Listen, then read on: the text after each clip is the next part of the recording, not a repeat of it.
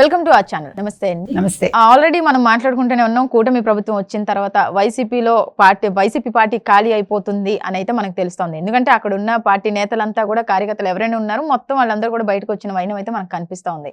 ఇప్పుడు మనం చర్చించుకోవాల్సిన విషయం ఏంటంటే, రాజ్యసభలో ఏపీ నుంచి 2 స్థానాలు ఖాళీ అయిపోయినాయి. వాళ్ళు ఎవరనేది మనకు అందరికీ తెలిసిందే. మోపిదేవి వెంకటరమణ, బీద మస్తాన్ రావు. ఆల్రెడీ వాళ్ళు బయటకు వచ్చారు. ఆ పార్టీ నుంచి బయటకు రావడం, టీడీపీలోకి వెళ్ళిపోవడం, వాళ్ళు యాక్సెప్ట్ చేయడం అంతా అయిపోయింది. ఇప్పుడు పేర్ని నాని కొత్తగా కుల ప్రస్తావన తీసుకొస్తున్నారు. అంటే బీసీ వాళ్ళని రాజ్యసభకు పంపించారు జగన్ గారు, కానీ ఇప్పుడు మళ్ళీ బీసీలకే ఇస్తారా చంద్రబాబు అన్నట్టుగా కుల ప్రస్తావన అయితే తీసుకొస్తున్నారు. దాన్ని ఎలా చూడొచ్చు అంటారు? అంటే వీళ్ళు, మీకు తెలుసు, ప్రతి సభలోనూ జగన్మోహన్ రెడ్డి గారు నా ఎస్సీలు, నా ఎస్టీలు, నా బీసీలు అంటూ సాగదీసుకుంటూ మాట్లాడేవాడు. ఆఖరికి వచ్చేసరికి వాళ్ళందరికీ కూడా మొండి చేయి చూపించాడు. నిజంగా ఏం పథకాలు ఇచ్చాడో, ఎంతమందికి వెళ్ళాయో మనకైతే తెలియదు. ప్రజలకు తెలుసు కాబట్టి వాళ్ళు ఓట్లు వేయలేదు. సంక్షేమ పథకాలన్నీ ఏమైపోయాయో అని తెగ బాధపడిపోయాడు. ఏమీ అయిపోలేదు, ఆ పథకాల డబ్బులన్నీ నీ దగ్గరికి వచ్చి చేరాయని ప్రజలు గుర్తించారు అని మనం చెప్పాలి. ఇకపోతే చంద్రబాబు నాయుడు గారి గురించి మాట్లాడుతున్నాడు. ఎవరు? పేర్ని నాని. నిన్న పేర్ని నాని ప్రెస్ మీట్ పెట్టి మాట్లాడాడు కదా, బీసీల గురించి, లేకపోతే కుల ప్రస్తావన తీసుకొచ్చాడు. ముందు ముంబై హీరోయిన్ గురించి మాట్లాడగలిగాడా? ముంబై హీరోయిన్కి అన్యాయం జరిగితే ఎవరు అన్యాయం చేశారు? వైసీపీ వాళ్ళు. ముఖ్యంగా జగన్మోహన్ రెడ్డికి తెలిసే ఇవన్నీ జరిగాయి. సజ్జల రామకృష్ణారెడ్డి ఇన్వాల్వ్ అయి ఉన్నారు. తర్వాత 3 ఐపీఎస్లు ఇన్వాల్వ్ అయి ఉన్నారు. ఇంతమంది ఉంటే దాని గురించి మాట్లాడకుండా నీ పార్టీలో ఖాళీ అవుతుంటే నువ్వు ఆపుకో. నీకు దమ్ముంటే నువ్వు వెళ్ళకండి అని వాళ్ళని ఆపుకో. వాళ్ళకి ఏదైనా ప్రలోభాలు పెట్టుకో. అంతేగాని జగన్మోహన్ రెడ్డి చేసిన తప్పిదాలకు వీళ్ళు బయటకు వస్తే అది తీసుకొచ్చి చంద్రబాబు నాయుడు మీద రుద్దుదాము. మీరేంటి ఇప్పుడు 2 బీసీలు, అంటే 2 బీసీ రాజ్యసభ సీట్లు ఖాళీ అయ్యాయి, మళ్ళీ బీసీలకే ఇస్తారా? నువ్వు అసలు ఆ ప్రశ్న అడగడమే సిగ్గుచేటు. ఎందుకంటే బీసీలకు చేసిందే చంద్రబాబు, అది అందరికీ తెలుసు. ఇప్పుడు కూడా బీసీలనే నెత్తిన పెట్టుకున్నాడు ఆయన, అందరినీ పెట్టుకున్నాడు. అంటే నేను అనేది ఎస్సీ ఎస్టీలతో పాటు బీసీలను కూడా నెత్తిన పెట్టుకున్నాడు ఆయన. మైనార్టీలకే అంతే ఇంపార్టెన్స్ ఇచ్చాడు. కాబట్టి వీళ్ళు అసలు ఇలా అడగటం అనేది సిగ్గుచేటైన విషయం. ఈరోజు నీ పార్టీ ఖాళీ అయిపోతుంది, నీ పార్టీ జెండా ఇంకా రెపరెపలాడదు అని నీకు తెలిసాక నువ్వేం చేయాలి? వాళ్ళని ఆపుకోవడానికి ప్రయత్నించాలి. అంతేగాని మా వాళ్ళు వచ్చేసారు, మోపిదేవి వెంకటరమణకి ఎంత చేశాడు జగన్మోహన్ రెడ్డి, మీరు కూడా వెళ్ళిపోతారు రేపొద్దున్న. ఏమి మీరు అక్కడ ఏమైనా పట్టుకుని వెళ్ళాడతారా? ఇప్పుడు మీ పార్టీలోకి ఎంతమంది తెలుగుదేశం వాళ్ళు రాలేదు? మరి ఆ రోజు మీరేం చేశారు? ఆ రోజు మరి మీరందరూ సంతోషంగా సంబరాలు చేసుకున్నారుగా. ఈరోజు అంతే. మరి రోజా ఎక్కడి నుంచి వచ్చింది? కొడాలి నాని, వల్లభనేని వంశీ, ఎంతమంది ఉన్నారు వేరే పార్టీల నుంచి వచ్చిన వాళ్ళు? తెలుగుదేశం కావచ్చు, కాంగ్రెస్ వాళ్ళు కూడా ఉన్నారు కదా. ఇప్పుడు వాళ్ళని రాజీనామా చేసి రమ్మంటే మొగాడు జగన్మోహన్ రెడ్డి అన్నారు. అసలు ఈ పదాలేంటో కదా, అసలు ఏవి ఎక్కడ వాళ్ళకు మాత్రమే వస్తాయి అలాంటివి, ఆ ప్రత్యేక పదాలు వాళ్ళకి. మరి ఇప్పుడు ఇదే పని కదా చేశారు వీళ్ళు కూడా.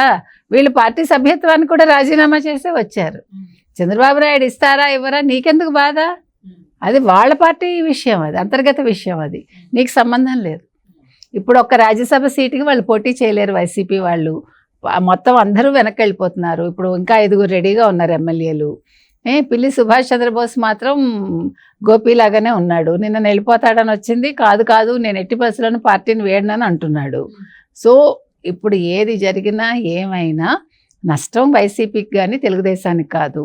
ఇంకోటి, హార్స్ ట్రేడింగ్ చేస్తున్నాడు చంద్రబాబు, చాణక్య నీతి ప్రదర్శిస్తున్నాడు, పార్టీని ఖాళీ చేసేస్తున్నాడు. ఆ రోజు మీ జగన్మోహన్ రెడ్డి ఏమన్నాడు అసెంబ్లీలో?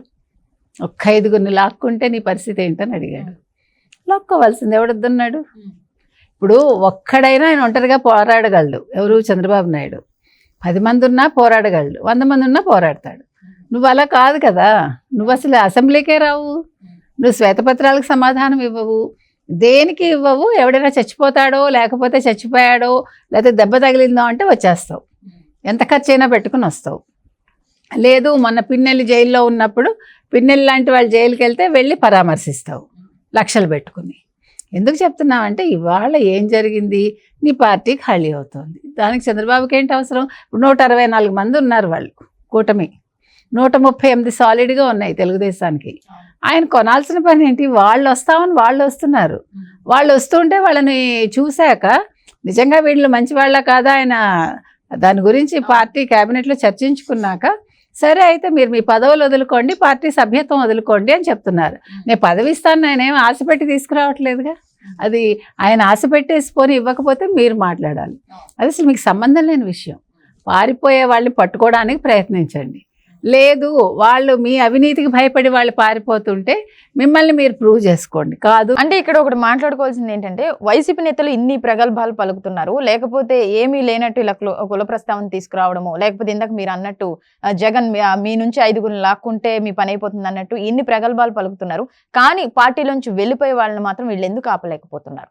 మొన్న అంబటి రాంబాబు చూసుకుంటే ఆయన కూడా అన్నారు, మోపిదేవి వెంకటరమణ ఎంత వర్క్ చేశారో ఇక్కడ మా అందరికీ తెలిసింది, ఆయన వెళ్లకుండా ఉంటేనే బాగుంటుంది, ఆయన రిక్వెస్ట్ గా చేసినట్టుగా ఆయన కూడా అడిగారు. ఎందుకు ఆపలేకపోతున్నారు?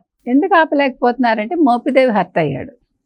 మోపిదేవి చెప్తున్నాడు కదా, ఇంటర్నల్గా నేను పడ్డ బాధ చెప్పుకోలేను నేను.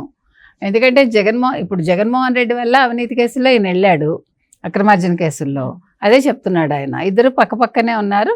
జగన్మోహన్ రెడ్డి బయటకు వచ్చాక ఇతను పిలిచాడు, పార్టీలో సీట్ ఇచ్చాడు, అన్నీ చేశాడు. అయితే ఇప్పుడు ఈయన అన్నది ఏంటంటే బాబు గారు అరెస్టుని నేను ఖండించాను అంటాడు. అది జగన్మోహన్ రెడ్డి ఒప్పుకోలేదు. అవి కాకుండా వేరే ఇంటర్నల్ ఇష్యూస్ ఏవో ఉన్నాయి అతనికి. అది మనం ఏం మాట్లాడతాం, అతనికి ఇష్టమైంది బయటకు వచ్చాడు, వీళ్ళకి ఇష్టమైంది వీళ్ళు తీసుకున్నారు. కాబట్టి ఓకే, కొంతవరకు అంబటి రాంబాబు సాఫ్ట్గానే మాట్లాడినట్టున్నాడు, అంటే బతిమాలుతున్నట్టు మాట్లాడాడు. ఎందుకంటే వాళ్ళకే నష్టం. ఇప్పుడు మోపిదేవి మనకు తెలుసు ఒక సామాజిక వర్గానికి చెందిన వ్యక్తి, అక్కడ చాలా బలంగా ఉంది. అందులోనూ వైఎస్ రాజశేఖర రెడ్డి నుంచి కూడా ఆయనకి సాన్నిహిత్యం చాలా ఉంది. సాన్నిహిత్యం ఉంది. వైఎస్ రాజశేఖర రెడ్డి మంచివాడు అన్నట్టుగానే మాట్లాడుతున్నాడు. కానీ జగన్మోహన్ రెడ్డి వైఎస్ రాజశేఖర రెడ్డి లాంటి వాడు కాదు అంటున్నారు. ఇతను వచ్చేస్తే ఆ నియోజకవర్గంలో ఉండే కార్పొరేటర్లు అందరూ కూడా ఆల్మోస్ట్ ఇప్పుడు గుంటూరు తెలుగుదేశానికి పూర్తిగా కైవసం అయిపోయినట్టే. ఇప్పుడు అది వాళ్ళ బాధ. వాళ్ళు ఏ రకంగానే ఇంకా మాట్లాడలేరు. సో అంబటి రాంబాబుకి కూడా నష్టమే కదా ఒక రకంగా. అందుకని ఇవాళ ఏం జరిగినా కూడా దానికి బాధ్యత ఎవరు తీసుకోవాలంటే వహించాల్సింది ఫస్ట్ జగన్మోహన్ రెడ్డి, నెక్స్ట్ సజ్జల రామకృష్ణారెడ్డి.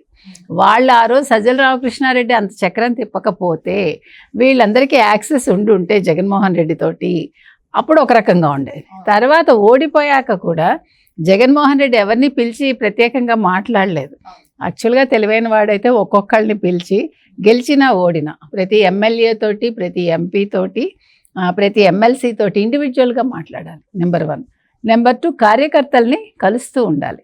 ఏదో హడావుడిగా ఓ రోజు కలిసేసి 2 రోజులు ఫస్ట్ టైం ఆ గేట్లు తెరిచేసాను రండి అని మళ్ళీ వాళ్ళు వచ్చాక వాళ్ళని ఇబ్బంది పెట్టి ఇవన్నీ కాదు. చేసేది సవ్యంగా రాజకీయం చేయాలి. నీకు రాజకీయాలు చేయడం రాకపోతే హ్యాపీగా యలహంకలో ఉండొచ్చు, నీ ఇష్టం. Okay, thank you.